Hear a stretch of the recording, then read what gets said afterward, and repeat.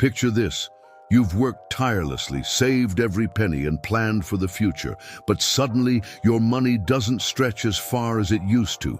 The price of groceries is up, mortgage rates are climbing, and whispers of a debt crisis fill the air. What's happening? You're caught in the powerful storm of inflation, debt, and real estate dynamics. But here's the twist. Understanding these forces isn't just for economists or Wall Street elites. This is about you, your family, and your financial future. Today, we're breaking down the most complex economic shifts into actionable insights you can use. Ready to dive in? Let's get started. Inflation, the invisible thief. Let's start with inflation, often called the invisible thief. Imagine you had $100 tucked away under your mattress last year. Thanks to inflation, say 7%, that $100 now buys what $93 would have a year ago. Scary, right? But why does inflation happen? It boils down to too much money chasing too few goods. Governments and central banks try to keep this under control. For example, the Federal Reserve uses tools like raising interest rates and a strategy called quantitative tightening, which reduces the money supply in circulation. Let's break this down further. Say you're a coffee drinker and a cup costs $5. Suddenly, coffee beans are scarce due to supply chain disruptions. As demand stays the same or grows, that cup could now cost $7. Your paycheck didn't change, but your purchasing power just took a hit. Now here's the twist. Inflation isn't always bad. Moderate inflation can signal a growing economy. But when it spirals out of control, like during the hyperinflation of Zimbabwe or Weimar Germany, it can destroy economies and savings. Now, I know what some of you are thinking. Could we end up like Zimbabwe, where people were carrying wheelbarrows of cash just to buy bread? Let me break this down with some crucial perspective. Here's the thing. Zimbabwe's hyperinflation hit 79.6 billion%. Yes, you heard that right. That means prices were doubling roughly every 24 hours. But the US situation is fundamentally different, and here's why. Think of Zimbabwe as a car with a broken engine that kept accelerating until it exploded. They literally printed money until their currency became worthless. The US, on the other hand, is more like a car with sophisticated controls and brakes. The Federal Reserve, independent monetary policy, and the world's largest economy backing its currency. While our current 7% inflation is concerning, it's nowhere near hyperinflation territory. Remember that coffee example we discussed? In Zimbabwe, that $5 coffee wouldn't become $7. It would become $5 million overnight. But here's the real question you should be asking. Even though we won't see Zimbabwe-level inflation, how can you protect your purchasing power from even moderate inflation? Because while your coffee might not cost millions, even a 7% annual increase can seriously impact your long-term savings. This ties directly into our next point about smart money management in inflationary times. Because while your coffee might not cost millions, even a 7% annual increase can seriously impact your long-term savings. This ties directly into our next point about smart money management in inflationary times. What are you doing to fight inflation? Let us know in the comments below. Buying debt, the $92 trillion shadow. Now let's talk about debt, the backbone of modern economies, but also its Achilles heel. Did you know that in 1964, the total debt in the US was just $1 trillion? Today, it's a mind-boggling $92 trillion. That's a 9,200% increase. Are we essentially signing our children and grandchildren up for debt slavery with this massive $92 trillion debt? Think about this. When a child is born in America today, they're not just born into a world of opportunity.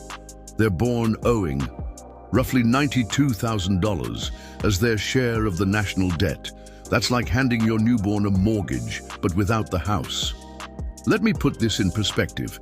If you started paying off $1 million per day, it would take you about 252,000 years to pay off 92 trillion. And here's the really scary part. We're not even staying still. The debt is growing faster than GDP. But this isn't just about numbers. Here's what it means for real people. Higher future taxes to service the debt-reduced government ability to handle future crises, less money for education, infrastructure and innovation, potential reduction in future Social Security and Medicare benefits. But there's a twist many people miss. Countries aren't like households. They don't have to pay off all their debt. They just need to keep it manageable relative to their economic growth. Think of it like a business that constantly rolls over its loans while growing its revenue. So the real question isn't just about the size of the debt. It's about what we're doing with that borrowed money. Are we investing in things that will help future generations prosper, or are we just kicking the can down the road? This is why understanding how to position your own finances has never been more crucial.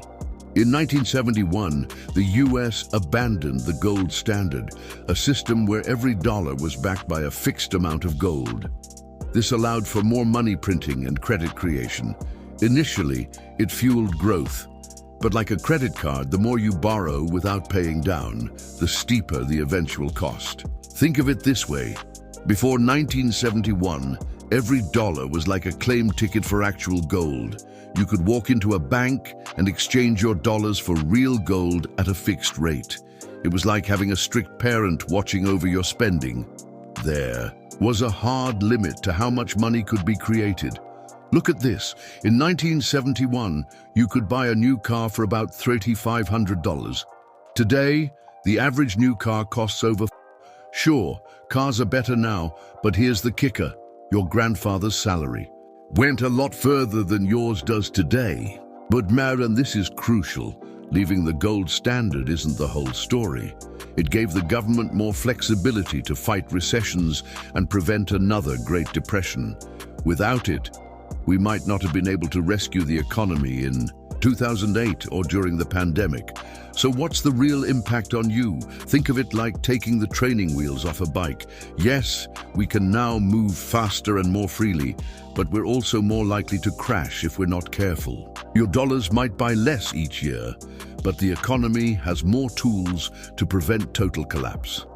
The real question isn't whether the gold standard was better or worse, it's how you can protect your wealth in a system where money isn't anchored to anything physical anymore, which brings us to our next point about protecting your purchasing power. The key is balancing historical perspective with practical implications for today's viewers. Here's how this affects you. When governments take on massive debt, they often print more money to cover it. This increases inflation, which we talked about earlier. It also impacts interest rates, making loans, mortgages, and even credit card debt more expensive for everyday people like you. To put this into perspective, the average American household now carries over $10,000 in credit card debt. It's a debt spiral that's getting harder to escape. So how do we break free?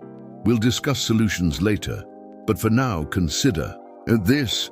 Are you borrowing for necessities or luxuries? That choice can make all the difference. Real estate, the dream or the trap? Real estate has always been seen as a safe haven. The best investment on earth is earth, they say. But in today's economy, is that still true? Mortgage rates are rising, making it harder for first-time buyers to afford homes. For example, a $300,000 home purchased in 2020 might have come with a 3% interest rate, translating to about $1,265 in monthly payments. Today, with rates closer to 7%, that same house costs over $2,000 per month. The result? Fewer people can buy, and demand drops. When demand drops, prices follow. This creates opportunities for some but traps others who bought during market peaks. The traditional American dream of home ownership, typically envisioned as a single-family home with a white picket fence, is facing significant challenges. Rising home prices, stagnant wages relative to inflation, higher interest rates, and increased competition from institutional investors have made it increasingly difficult for many Americans, particularly millennials and Gen Z, to achieve home ownership. The median home price has grown much faster than median incomes over recent decades, while student debt burdens have made it harder for younger generations to save for down payments.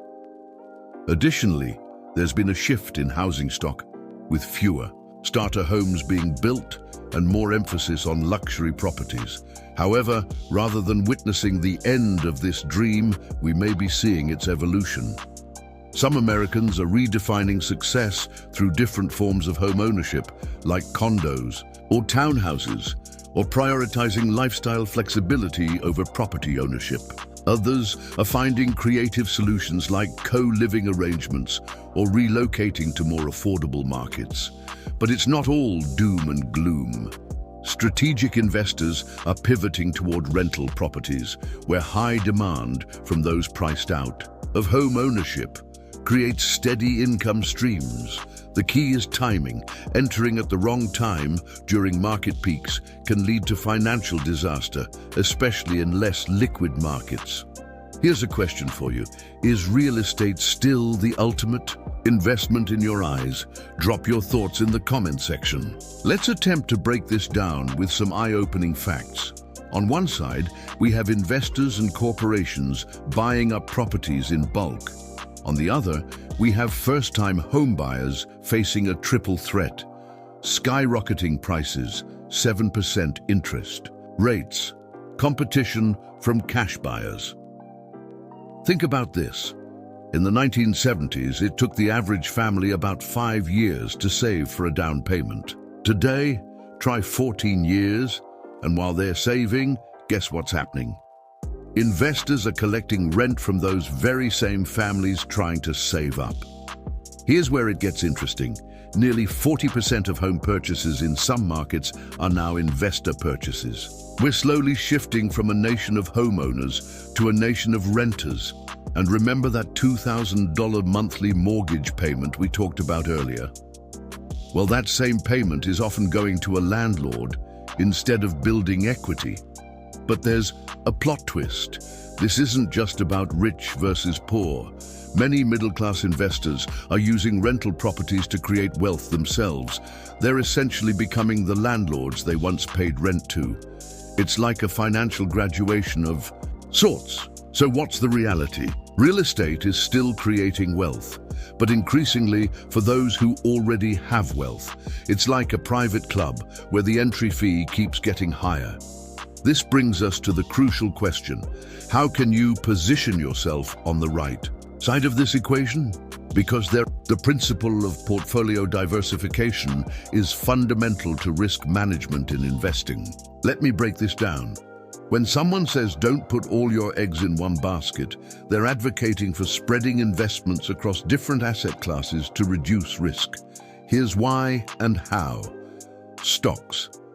These represent ownership in companies and typically offer growth potential, but come with market volatility. You might own shares in technology companies, healthcare firms, or retail businesses. Bonds. These are essentially loans to governments or corporations that provide regular interest payments. They're generally more stable than stocks, but offer lower potential returns. Government bonds are typically considered safer than corporate bonds. Real estate. This can include direct property ownership, real estate investment trusts, REITs, or real estate mutual funds. Real estate often moves independently of stock markets and can provide both appreciation and rental income. Alternative assets. Gold has historically been viewed as a hedge against inflation and economic uncertainty. Cryptocurrency represents a newer, highly volatile asset class that might offer high returns, but comes with significant risks and less regulatory oversight. The key benefit of diversification is that when one asset class struggles, others might perform well, helping to stabilize your overall portfolio returns. For example, when stocks decline, bonds often rise, and real estate might remain stable. Think of it like a balanced meal. You wouldn't eat only carbohydrates for nutrition.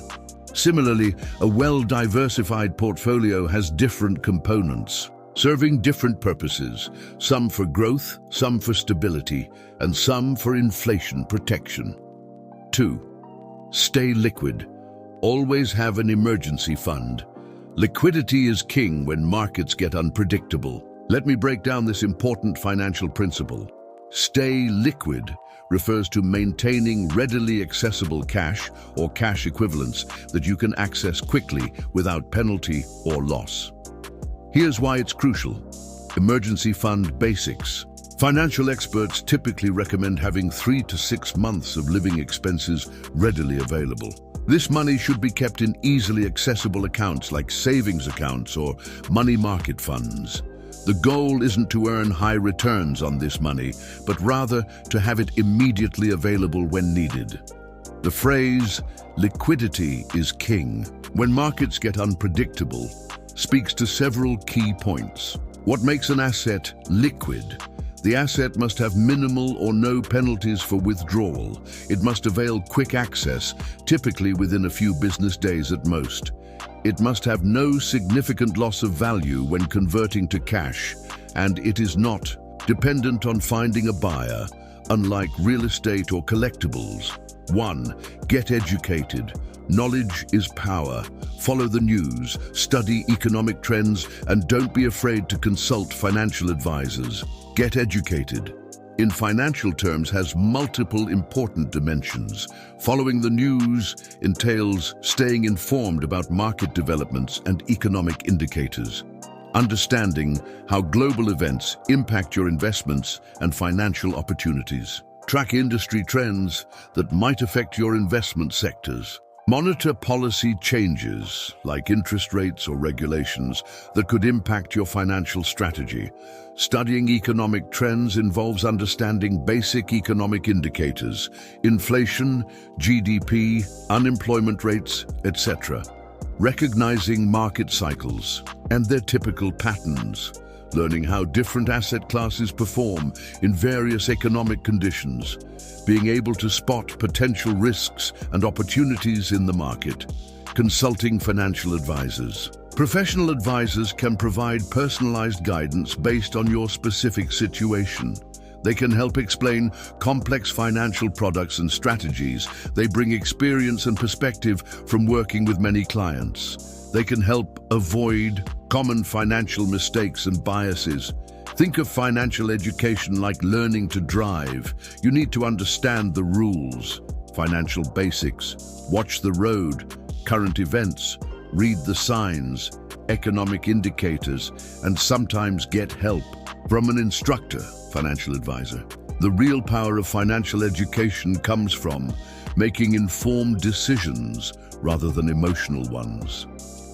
Understanding the why behind financial recommendations. Being able to evaluate opportunities and risks independently.